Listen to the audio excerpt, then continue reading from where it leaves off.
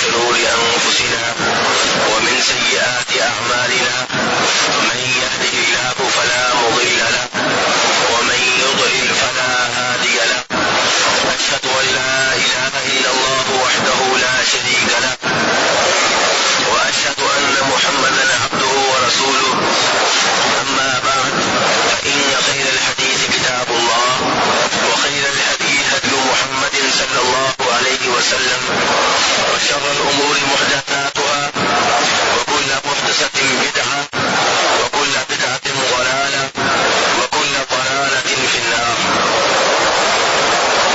میرے بھائیوں، گزشتہ کئی دنوں سے امام نووی رحمہ اللہ کی مشہور و معروف کتاب الاربعین کی احادیث کے تعلق سے درس دے رہا ہوں، اور یہ کتاب وہ عظیم کتاب ہے جس میں امام نووی رحمہ اللہ نے، کون سے امام نے؟ کتنے دنوں سے نام لے رہا ہوں، یاد رہنا چاہیے.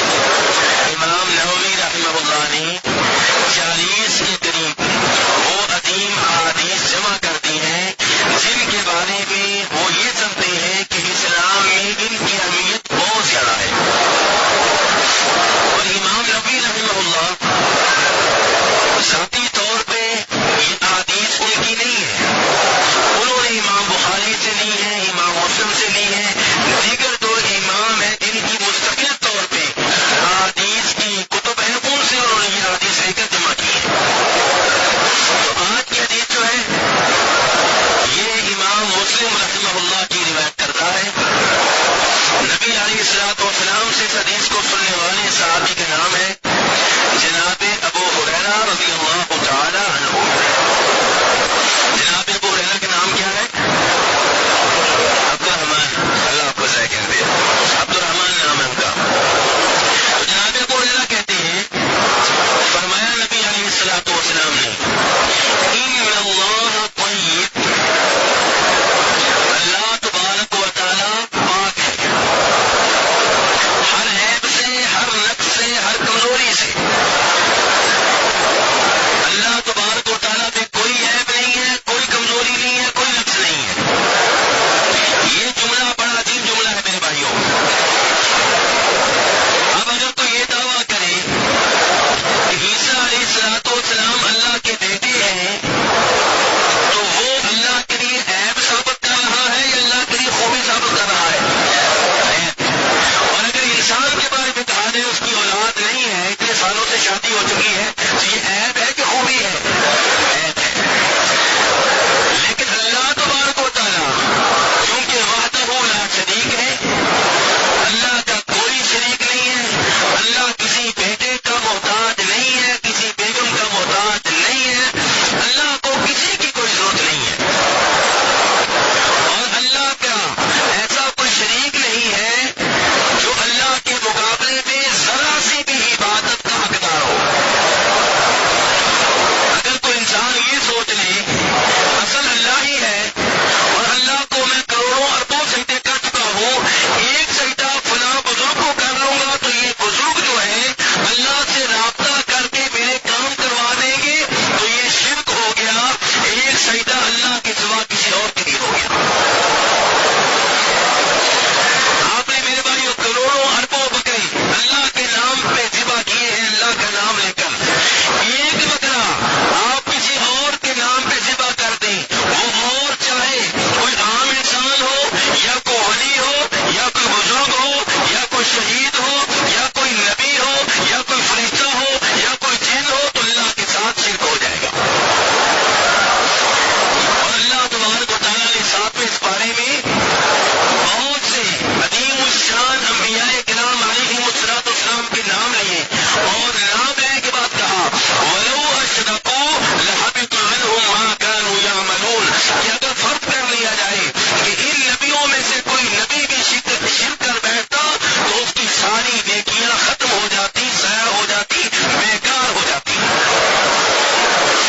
اللہ کو شراکت پسند نہیں ہے، چاہے اللہ کے ساتھ کسی نبی کو شریک کیا جائے، چاہے اللہ کے ساتھ آخری پیغمبر جناب محمد صلی اللہ علیہ وسلم کو شریک کیا جائے، اللہ کو پسند نہیں ہے.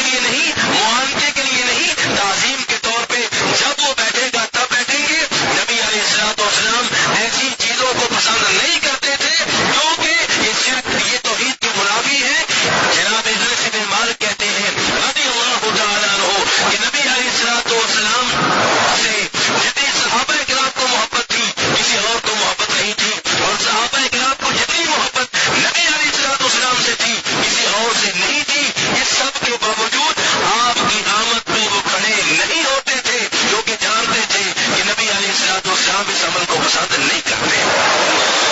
تو میرے بھائیوں ان اللہ طیب، آج کی حدیث کا پہلا جملہ کیا ہے؟ اللہ پاک ہے.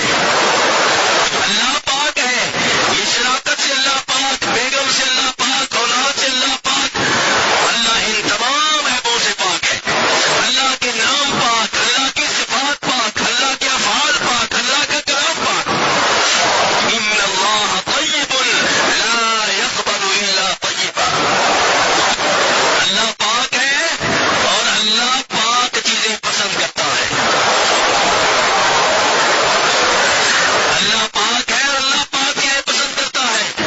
حرام چیزیں اللہ پسند نہیں کرتا، حرام چیزیں اللہ قبول نہیں کرتا. اللہ حلال اور پاک چیزیں قبول کرتا ہے. وَإِنَّ اللَّهَ أَمَرَ الْمُؤْمِنِينَ بِمَا أَمَرَ بِهِ الْمُرْسَلِينَ. اللہ تبارک و تعالیٰ نے عام مسلمانوں کو، عام مومنوں کو وہی حکم دیا ہے جو اللہ نے عظیم انسانوں کو یعنی کہ نبیوں کو حکم دیا ہے. کیا فرمایا اللہ تبارک و تعالیٰ نے سورۃ المؤمنون میں 18ویں پارے میں، یا ایھا الرسل کلوا من الطیبات واعملوا صالحا انی بما تعملون علیم. کہ اے رسولو، یہ کون کہہ رہے ہیں؟ اللہ تبارک و تعالیٰ. اے رسولو کھاؤ کہاں سے؟ فرمایا من الطیبات، پاک چیزیں کھانا، حلال چیزیں کھانا. واعملوا صالحا، اور نیک عمل کرتے رہنا. اور یاد رکھنا کہ میں تمہارے سارے اعمال سے باخبر ہوں. یہ اللہ کن کو مخاطب کر رہے ہیں؟ نبیوں کو، رسولوں کو. اور دوسرے پارے میں سورہ بقرہ میں اللہ نے کہا یا ایھا الذین آمنوا، اے ایمان والو. اس میں عام لوگ بھی اب آ گئے. کلوا من طیبات ما رزقناکم، جو چیزیں ہم نے تم کو دی ہیں ان میں سے جو پاک ہیں، اچھی ہیں، وہ کھاؤ. یعنی کہ حرام چیزیں نہیں کھانی. تو میرے بھائیوں، اللہ نے نبیوں کو بھی وہی حکم دیا اور عام مسلمانوں مومنوں کو بھی حکم دیا کہ حلال چیزیں کھاؤ، حرام چیزیں نہ کھاؤ. اب میرے بھائیوں، اللہ تعالیٰ کے بارے میں نبی اسلام فرماتے ہیں کہ اللہ تعالیٰ پاک چیزیں قبول کرتا ہے. کیا مطلب؟ صدقہ خیرات اللہ کی راہ میں دیا جائے تو کس مال سے؟ حلال کے مال سے. حرام کے مال سے اللہ قبول نہیں کرتا. امام مسلم رحمہ اللہ روایت کرتے ہیں کہ جناب عبداللہ بن عمر رضی اللہ عنہما، ایک شخص ابن عامر اس کی عیادت کے لیے گئے، بیمار پوچھنے کے لیے گئے. تو وہ ابن عامر آگے سے کہنے لگے کہ عبداللہ، آپ میرے لیے دعا کیوں نہیں کرتے؟ یعنی کہ اللہ مجھے شفا دے، میں ٹھیک ہو جاؤں، آپ میرے لیے دعا کیوں نہیں کرتے؟ تو عبداللہ بن عمر رضی اللہ عنہ نے کہا کہ فرمایا تھا نبی علیہ الصلوۃ والسلام نے کہ اللہ تبارک و تعالیٰ طہارت کے بغیر، وضو کے بغیر اللہ تعالیٰ نماز قبول نہیں کرتے. اور اللہ تبارک و تعالیٰ خیانت کے مال سے صدقہ قبول نہیں کرتے. خیانت کے مال سے، حرام کے مال سے آپ صدقہ خیرات کریں، سود کے مال سے، چوری کے مال